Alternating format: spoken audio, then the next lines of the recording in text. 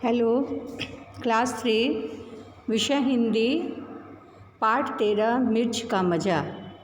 बच्चों, आज इस पाठ से मैं आपको कल्पना के आधार पर कुछ प्रश्नोत्तर बताऊंगी। आप इन सभी प्रश्नोत्तरों को अपनी कॉपी में साफ सुंदर अक्षर में लिख लेंगे और याद भी कर लेंगे। तो चलिए शुरू करें। पहला प्रश्न है कि कविता की वे पंक्तियाँ छाँट कर लिखो जिनसे पता चलता है कि काबुली वाला कुछ शब्द अलग तरीके से बोलता था।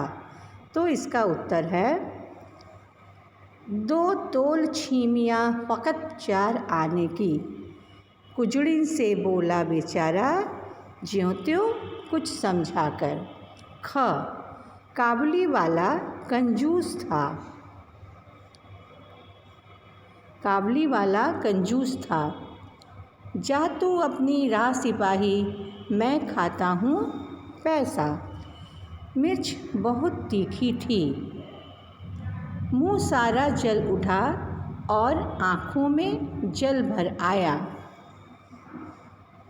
काबुली वाले को मिर्च के बारे में पता नहीं था।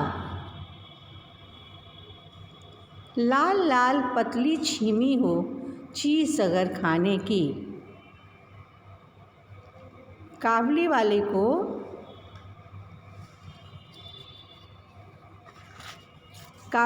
को 25 पैसे की मिर्च चाहिए थी।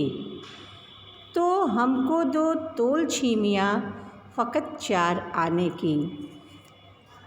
इन सारे पंक्तियों को कविता के आधार पर ही आपको बताया गया है कि वो कैसे बोलता था और क्या बोलता था, उसको अपनी भाषा में लिखना है। अब हम शुरू करते हैं दूसरा प्रश्न, जिसमें है आगे पीछे कर बोलना है। जैसे है कि कुजरिन से बोला बेचारा ज्यों तो कुछ समझा कर। तो इस पंक्ति को हम ऐसे भी लिख सकते हैं, बेचारा ज्यों त्यों कुछ समझाकर कुजरिन से बोला। आपको उदाहरण स्वरूप हमने बताया कि कुजरिन से बोला बेचारा ज्यों त्यों कुछ समझाकर।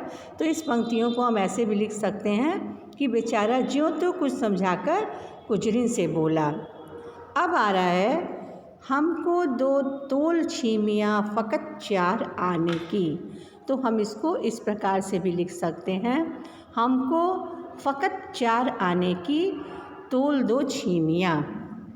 अब है वह खाता ही रहा मिर्च की छीमी को सिसियाते।